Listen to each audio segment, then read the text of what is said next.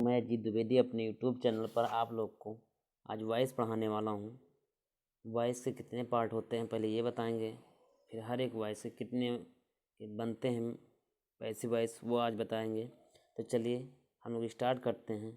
Voice voice का दो part होता है, एक होता है एक्टिव वॉइस, एक होता है एक्टिव वॉइस और दूसरा होता है पैसिव वॉइस, दूसरा होता है पैसिव वॉइस। मैं आपकी जानकारी के लिए बता दूं कि पैसिव वॉइस जो है ये इसमें स्वयं कार्य नहीं किया जाता है। पैसिव वॉइस में कभी स्वयं कार्य नहीं किया जाता है। पैसिव वॉइस उसे कहा जाता है जिसमें स्वयं कार्य नहीं होता है और B3 का प्रयोग किया जाता है। इसके बाद में बाई का भी प्रयोग किया जाता है, लेकिन बाई हर जगह लगना कोई ज़रूरी नहीं है। बाई हर जगह लगना कोई ज़रूरी नहीं है, लेकिन पैसिव वॉइस अगर है तो हर जगह B3 का प्रयोग किया जाएगा, हर जगह B3 का प्रयोग किया जाएगा। अब अगर देखें तो आपको जानकारी के लिए बता दूं कि जो एक्टिव वॉइस होती है, एक्टिव वॉइस ये 12 प्रकार से होते हैं।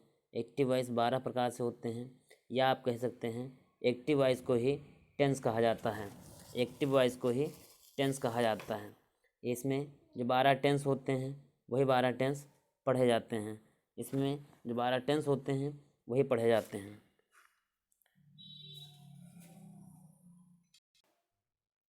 अगर इनके जनरल फार्मूले देखे जाएं तो जो अगर ये सेंटेंस एक्टिव वॉइस में है और अगर प्रेजेंट इंडेफिनिट है तो इनका general formula subject plus B1 या B5 होता है प्लस ऑब्जेक्ट होता है।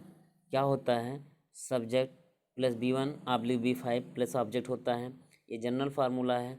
जब इनको पैसिव वॉइस में कन्वर्ट किया जाता है तो ऑब्जेक्ट क्या कहते हैं कि subject takes the place of object and object takes the place of subject.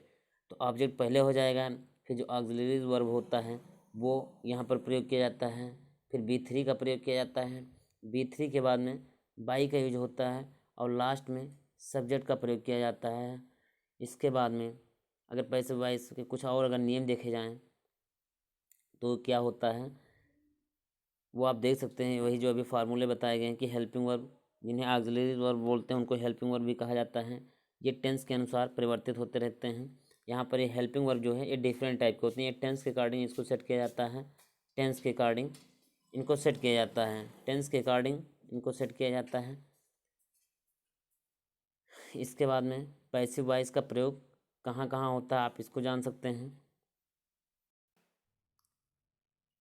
यानी जब क्रिया स्वतः नहीं होती है, जब क्रिया स्वतः नहीं होती बल्कि उसे किया जाता है तो वहाँ पैसिव वॉइस होता है। जैसे अगर मैं आपको बता दूं कि जब क्रिया स्वतः नहीं होती है तो वहाँ पैसिव वॉइस होता है। जैसे उसे मारा जाता है, उसे मारा जाता है तो इसका क्या सेंस है? उसे अगर मारा जाता है तो यहाँ पर मार जो व्यक्ति खा रहा है या जिसको पीटा जा रहा है वो खुद वहाँ पर अपना एक्टिव नहीं रहता है, खुद काम नहीं करता है, किसी दूसरे व्यक्ति के द्वारा, किसी अन्य के द्वारा, किसी तीसरे व्यक्ति के द्वारा काम होता है। तो जब कोई ऐसी सिचुएशन होती है तो उनको पैसिव वॉइस कहा जाता है। फिर दूसरा है कि जब क्रिया महत्वपूर्ण हो यानी घटना हो, जब कोई घटना हो, तथ्य हो, जैसे he was rushed to the hospital where he was declared brought dead. इस तरह का आप सेंटेंस देख सकते हैं कि he was rushed to the hospital where he was declared brought dead. यानी जब कोई घटना हो तो ये घटने के हैं। फिर इसके बाद में अगर देखा जाए जब कर्ता का पता नहीं हो या महत्वपूर्ण नहीं हो, कर्ता ज्ञात हो, जैसे peoples were relocated from the flood affected village. आप ये देख सकते हैं। मैं आपको जानकारी के लिए बता दूं कि जो टेंस के एक्टिव में पैसिव वॉइस जो बनाए जाते हैं तो इसमें पहले हम स्टार्ट कर रहे हैं इंडेफिनिट टेंस। इंडेफिनिट टेंस अब इसमें कौन कौन सा हो सकता है? सिंपल प्रेजेंट का पहले लिया जाएगा, फिर सिंपल पास्ट और सिंपल फ्यूचर। इसके साथ में हम मॉडल भी बता देंगे कि मॉडल्स के क्या रोल्स होते हैं। तो चलिए हम लोग देखते हैं कि इनका जब एक्टिव वॉइस होता है तो सिंपल प्रेजेंट का या सिंपल प्रेजेंट या प्रेजेंट इंडेफिनिट का जो एक्टिव वॉइस होता है उनका फार्मूला क्या होता है? Subject plus B1 plus object होता है। क्या होता है? Subject plus B1 plus object और जब इनकम सिंपल पास्ट या पास्ट इंडेफिनिट का प्रयोग करते हैं subject plus V two plus object होता है। ये टेंस में हम पढ़ा चुके हैं। आप लोग चाहें अगर आप कोई प्रॉब्लम हो रही है तो आप वहाँ से नोट डाउन कर सकते हैं, वहाँ से सीख सकते हैं। मैंने पूरा फार्मूला उसमें बताया है। फिर अगर देखा जाए कि सिंपल फ्यूचर, ये फ्यूचर इंडेफिनिट है तो subject plus shall will be one plus object होगा, subject plus shall will be one plus object होगा। इसके बाद में अगर मॉडल ऑक्सिलरीज है तो मॉडल ऑक्सिलरीज में क्या होता है, subject plus modal plus V one plus object. इनका जब पैसिव वॉइस बनता है तो क्या होता है, object object plus is am are, object plus is am are क्या होगा, object plus is am are plus V three plus by plus subject. तो ये फार्मूला आप देख सकते हैं। ये सिंपल प्रेजेंट के लिए है। सिंपल पास्ट के लिए फार्मूला हो तो object plus was were plus V three plus by plus subject ये होता है। अगर आपको टेंस यहाँ से कंप्लीट है तो आप आराम से इसको कर सकते हैं। अगर नहीं कंप्लीट है तो आप मेरे यूट्यूब चैनल पर इसी पर आप इंग्लिश ग्रामर करके डालेंगे, आपको पूरा मिल जाएगा, आप वहाँ से नोट डाउन कर सकते हैं। अगर मान लीजिए आपका सिंपल फ्यूचर है, ये फ्यूचर इंडेफिनिट है तो object plus shall will plus V three plus by plus subject ये फार्मूला होता है। फिर अगर मॉडल का दिया है तो मॉडल के लिए फार्मूला क्या होता है वो आप देख सकते हैं यहाँ से। मॉडल के लिए फार्मूला होता है object plus modal plus V three plus by के बाद में सब्जेक्ट होता है, बाई के बाद में सब्जेक्ट होता है। इसके बाद अगर देखा जाए कुछ एग्जाम्पल आप देख सकते हैं, जैसे यहाँ पर पुलिस अरेस्टेड हिम। मैं आपको जानकारी के लिए बता दूं कि पुलिस अरेस्टेड हिम जो है इनको दो तरीके से बनाया जा सकता है।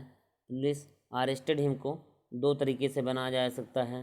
पहला तरीका है कि he was arrested, he was arrested क्या होगा, ही वाज अरेस्टेड। दूसरा तरीका क्या है कि he was the arrested bye police, he was the arrested. तो यहाँ देखिए क्या लिखा है, ही वाज अरेस्टेड सिर्फ लिखा है। आप इनको वैसे भी बना सकते हैं।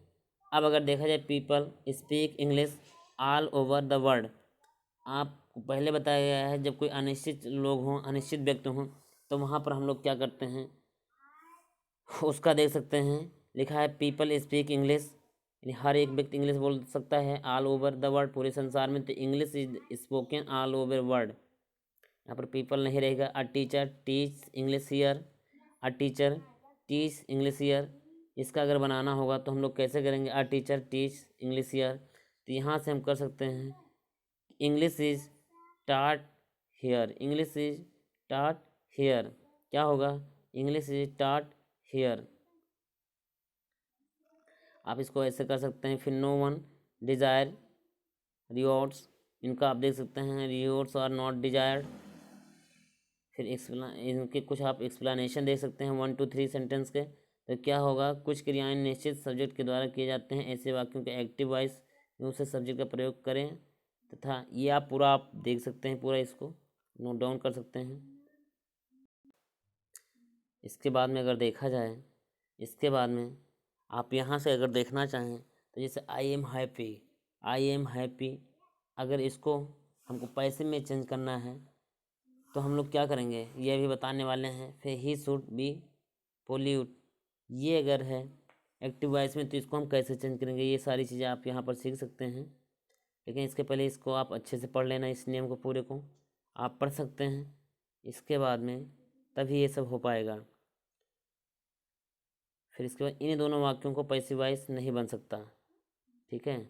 आई एम हैप्पी और ही शुड बी पोल्यूट, इन दोनों वाक्यों का पैसिव वॉइस नहीं बन सकता। इसको एक बार आप देख सकते हैं यहाँ से कि कुछ क्रियाएं निश्चित सब्जेक्ट को के द्वारा किए जाते हैं, ऐसे वाक्यों में एक्टिव वॉइस में उसी सब्जेक्ट का प्रयोग करें जो सामान्यतः यह कार्य करना हो या उसे पैसिव वॉइस में सब्जेक्ट के उल्लेख ना हो।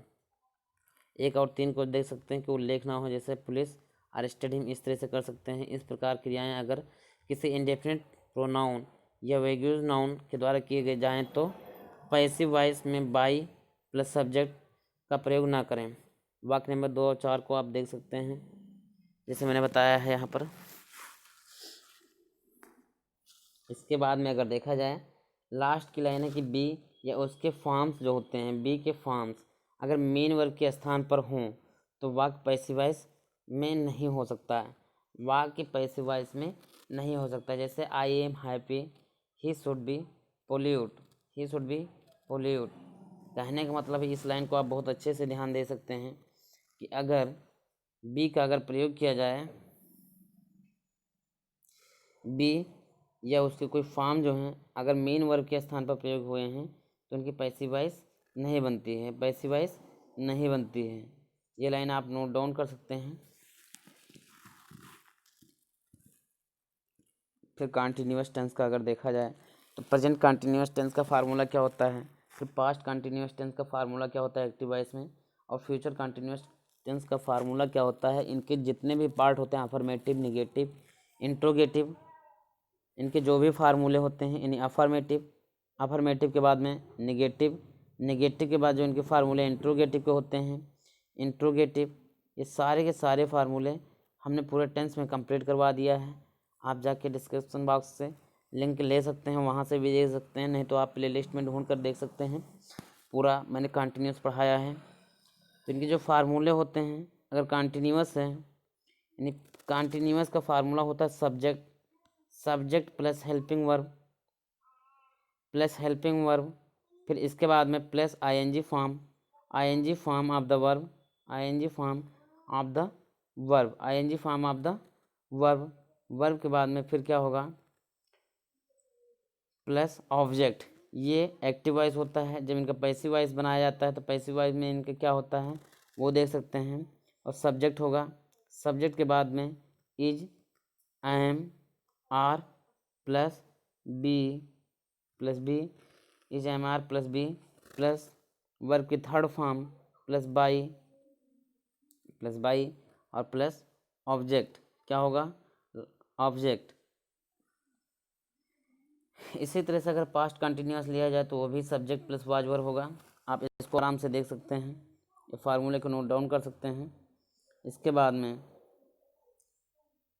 अगर पैसिव वॉइस कंटिन्यूस टेंस में हो तो बीइंग का प्रयोग करते हैं।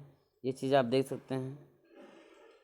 Change the voice, the committee is looking into the matter, the committee is looking into the matter. आप यहाँ से इसको देख सकते हैं, वैसे कोई विशेष महत्व नहीं है। नेक्स्ट स्टेप पे हम चलते हैं।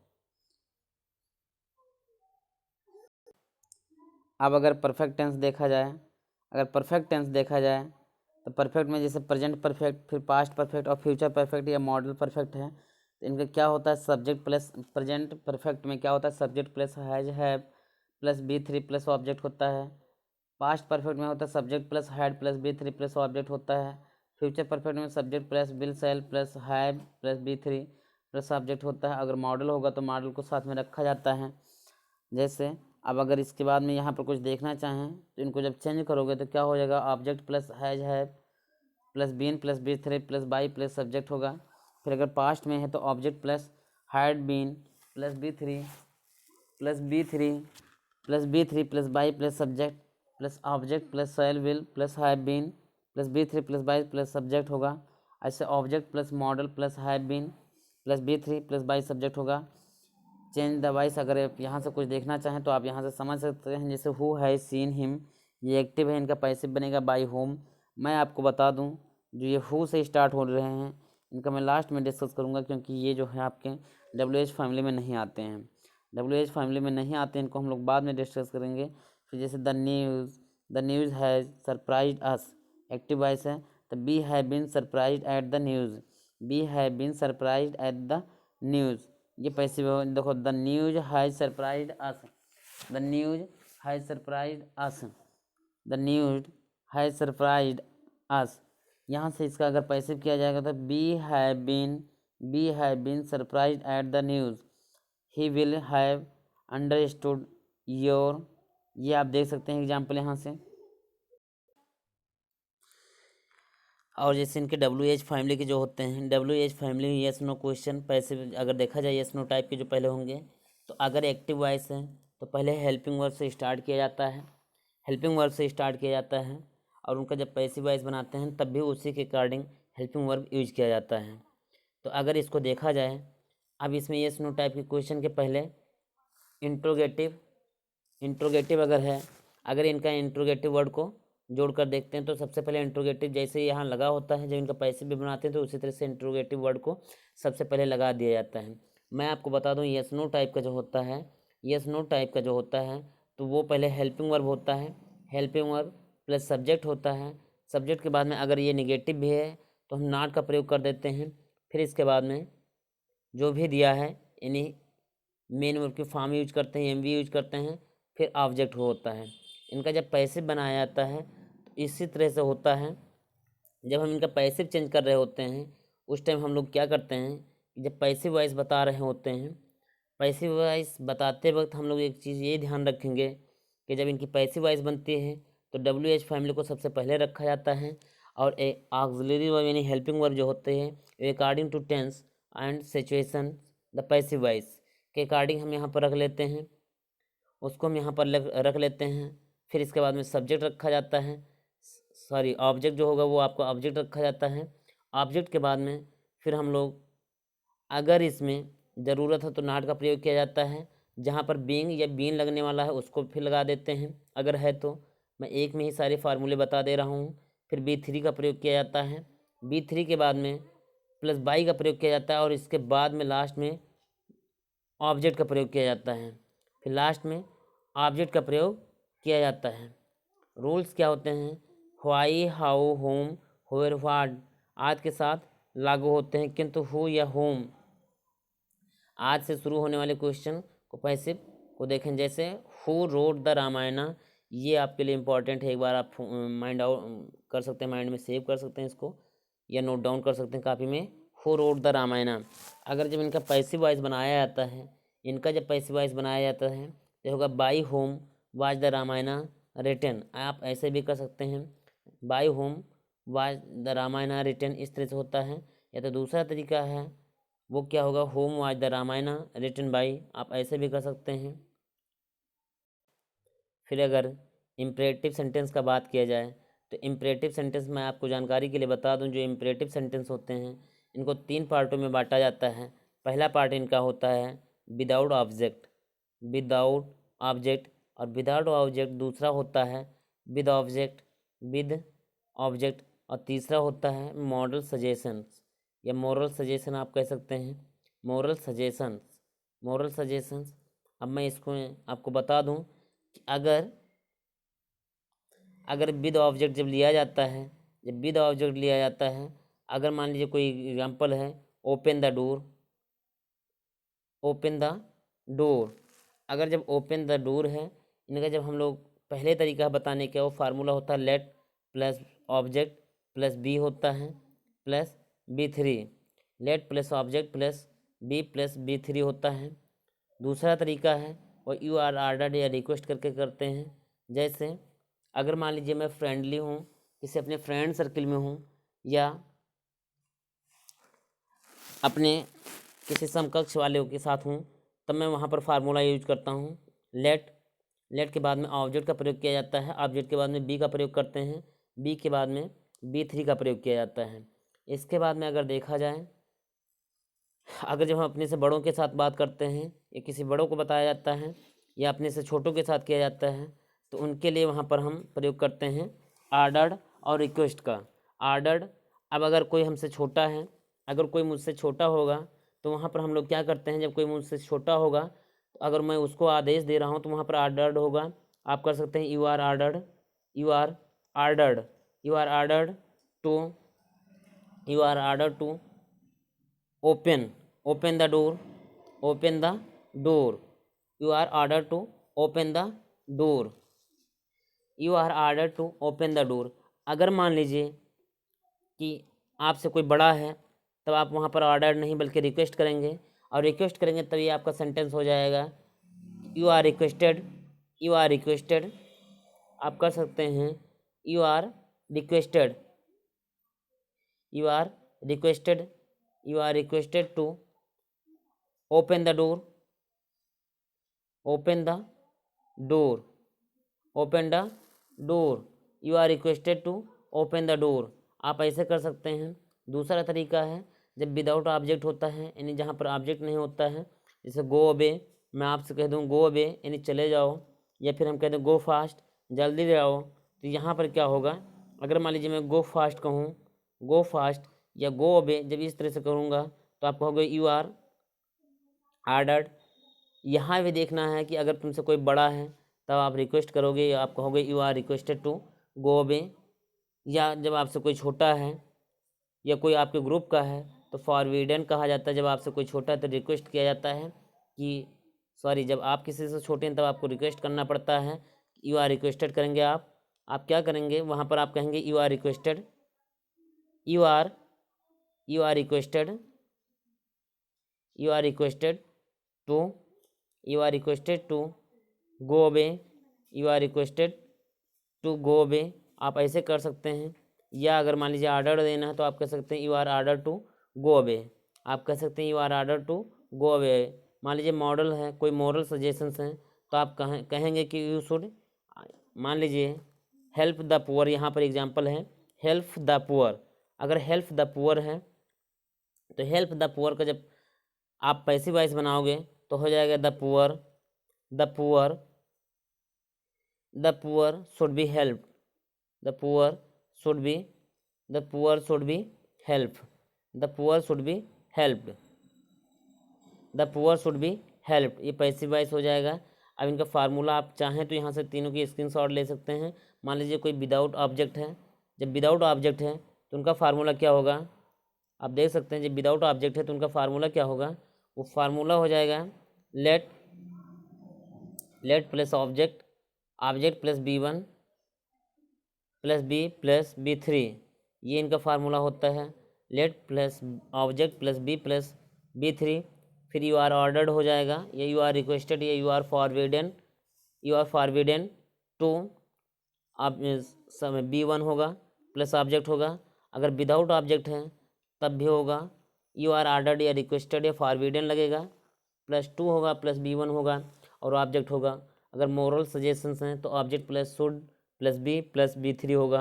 आप इसको अच्छे तरह से समझ सकते हैं, ये तीनों फार्मूलों को आप नोट डाउन कर सकते हैं, इससे आप आराम से पूरी तैयारी अपनी कर सकते हैं। इसके बाद में अगर देखा जाए, एक आप यहाँ देख सकते हैं इन्फिनेटिव टू वर्ब है। अगर इन्फिनेटिव टू B1 है, इन्फिनेटिव के साथ में अगर कोई एक्टिव वॉइस दी होती है तो वहाँ पर हम क्या करते हैं, 2 प्लस B1 होगा, 2 प्लस B1 होगा। और इनका जब पैसिव वॉइस बनाया जाता है तो पैसिव वॉइस बनाते वक्त क्या होगा कि 2 प्लस B प्लस B3, क्या होगा 2 प्लस B प्लस B3। यहाँ पर अगर इनका प्रयोग किया जाएगा कैसे होगा, आप एक एग्जाम्पल के तौर में दे सकते हैं कि I am to do, I am to do it, I am to do it, इनका जब बनाओगे तो it is done by, it is to be done, it is to be done by me, it is to be done by me. Example क्या था कि I am to do it, I am to do it, इनका जब बनाओगे तो क्या होगा, it is to be, it is to be done, it is to be, it is to be done by me. आप ये देख सकते हैं। अगला अगर एग्जाम्पल देखना हो तो आप देख सकते हैं you are to write, you are to write, क्या होगा यू आर, आप देख सकते हैं you are to write, you are to write, you are to write it, it in link, it in link, तो क्या होगा it is to be written in link. आप इसको ऐसे भी समझ सकते हैं। इसके बाद में अगर देखा जाए यहाँ से जो हमारा फार्मूला है आप एक नोट डाउन कर सकते हैं कि 2 प्लस B1 अगर दिया है, 2 प्लस B1 को पैसिव वॉइस जब बनाते हैं तो 2 B1 प्लस B3 में परिवर्तित कर देते हैं। 2 प्लस B1 को करने के लिए सब्जेक्ट का उल्लेख भी करते हैं। तो ये आप देख सकते हैं। इसके बाद में हैज़, हैव और हैड +2 है प्लस B1 है, तो आप इस फार्मूले का इस्तेमाल कर सकते हैं। ये आप यहाँ से नोट डाउन कर सकते हैं। ये आप सारी चीज़ें यहाँ पर देख सकते हैं। इसको आप आराम से तैयार कर लीजिएगा और फिर मिलते हैं हम लोग नेक्स्ट वीडियो में। अब आपका ये पूरा का पूरा एक्टिव और पैसिव वॉइस कंप्लीट होता है। जहाँ से वर्ब लेट, विड, हेल्प, मेक, ये सब भी प्रयोग देख सकते हैं। इसके बाद में अगर देखा जाए लेट का प्रयोग कैसे होता है, लेट मी प्ले। देखिए यहाँ पर लेट या हेल्प ये सब जो वाक्य होते हैं, इन वर्ब में जो लेट, बिड, हेल्प और मेक का जब प्रयोग किया जाता है एक्टिव वॉइस में, तो डायरेक्ट इन्फिनेटिव टू के साथ होता है। जैसे सी लेट मी गो, सी लेट मी गो, जब इनका आप प्रयोग करते हैं तो जैसे मान लीजिए एक एग्जांपल है लेट मी प्ले, तो I may be allowed to play. अब फिर इसके बाद में वर्ब्स फॉलोड बाई एडजेक्टिव होता है। यहाँ से भी आप देख सकते हैं रोज स्मेल्स स्वीट, ये एक्टिव है तो इनका पैसिव अगर बनाना होगा तो rose is sweet when it is smelled, ये आप देख सकते हैं, यानी rose is sweet when it is smelled. फिर subject plus verb plus adjective plus when plus pronoun helping verb, ये आप यहाँ से पूरा आप देख सकते हैं, पूरा आप यहाँ से इसको नोट डाउन कर सकते हैं। और इसके बाद में बस यहीं तक आपको पढ़ना है। इसके बाद में हम लोग एक नेक्स्ट वीडियो में किसी नेक्स्ट टॉपिक पर, चाहे वो डायरेक्ट इनडायरेक्ट हो या फिर कोई और पार्ट ऑफ स्पीच का हिस्सा होगा, हम लोग वहाँ से कंप्लीट करते रहेंगे। तब तक आप इसको नोट डाउन कर सकते हैं, एक बार नहीं 2 4 10 बार, जब तक चाहे आप वीडियो को देख सकते हैं। पॉज करके आप इसका स्क्रीनशॉट ले सकते हैं, उसको नोट डाउन कर सकते हैं। यहाँ से आपकी पूरी तैयारी हो जाएगी। मिलते हैं हम लोग नेक्स्ट वीडियो में। आप अपने दोस्तों सहपाठियों को इसको शेयर कर सकते हैं। धन्यवाद।